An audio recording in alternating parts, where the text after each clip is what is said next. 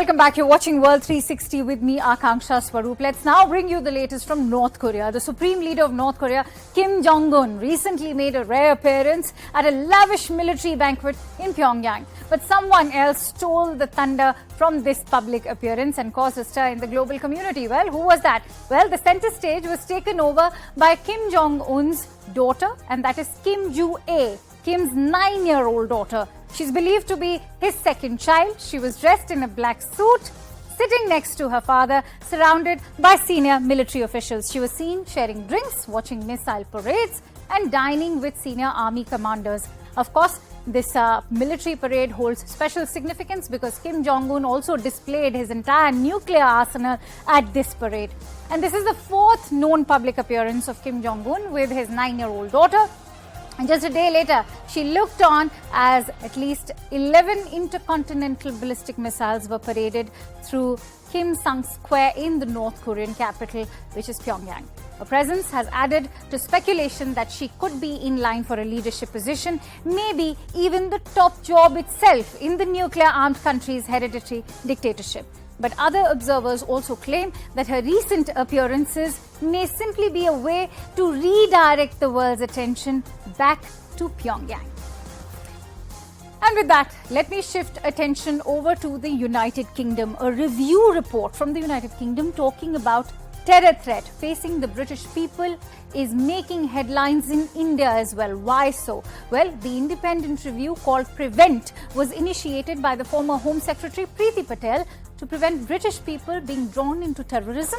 The report mentions that the biggest threat to British people is Islamist radicalization and warns that pro-Khalistan extremism is developing among the UK's Sikh communities. Now, the report also explains how rhetoric from Pakistan is impacting UK Muslim communities when it comes to inflaming anti-India sentiment. Remember, this is where the role of this anti-India sentiment emanating from Britain is concerned, whether it is Islamic extremism or even pro-Khalistan extremism, particularly around the subject of Kashmir in India.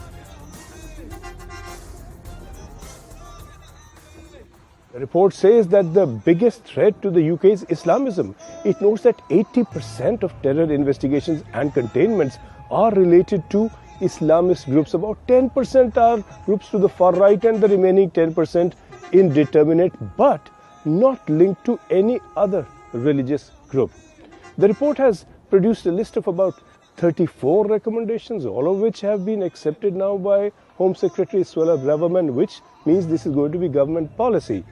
Many of these recommendations are procedural steps to advance the Prevent program of the government, but fundamentally the recommendation is to contain the radicalizers and to reach out to those who are susceptible to stop them going the way of terror. Now, the report notes also that a very small minority of British Sikhs sold on the Khalistan idea pose a potential threat. It notes that they are falling for false narratives, a difficulty that is flagged but is considered relatively minor at the moment.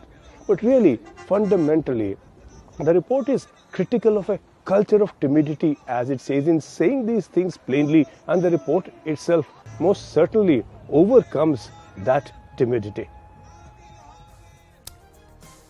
And that's all I have for you in this edition of World 360. Thank you so much for watching. We'll be back same time next week. Stay tuned to CNN News 18.